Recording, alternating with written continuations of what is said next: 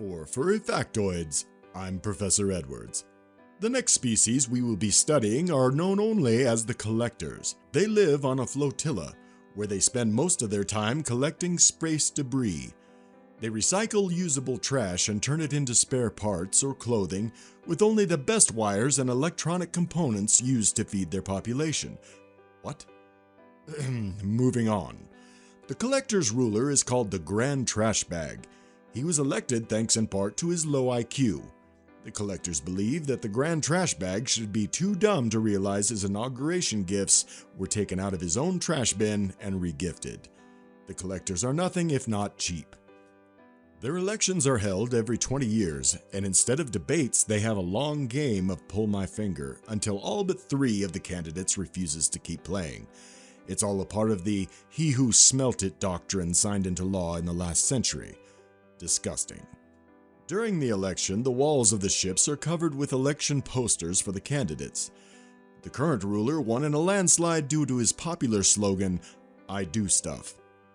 When I asked the Grand Trash Bag his thoughts on the future of the collectors, the only answer I got back was his trademark blank stare. Repairs are a constant concern on the flotilla. All the ships were built using salvaged parts, so breakdowns are a common occurrence. Lucky for them, they are highly acclaimed as excellent mechanics. Well, at least most of the time.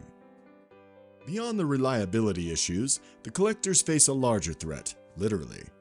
They are engaged in a constant battle with robotic space whales who love to eat space junk. The most concerning part is that the whales sometimes try to eat their spaceships, mistaking them for scrap. A small group of their youth have taken up a campaign to protect the whales, even though they pose a great threat to their society.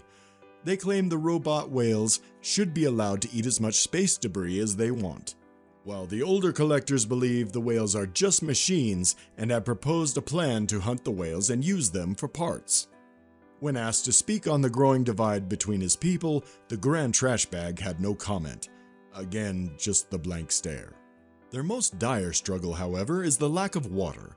Fresh water is only obtained from passing comets.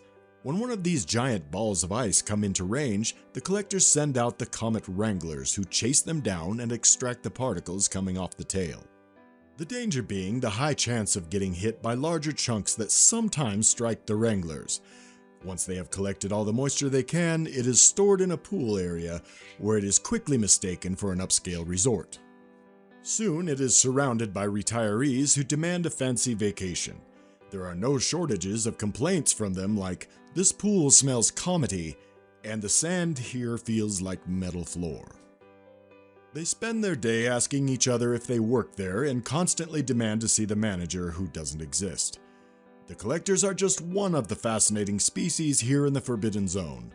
If you want to hear more, subscribe to this channel. For Furry Factoids, I'm Professor Edwards.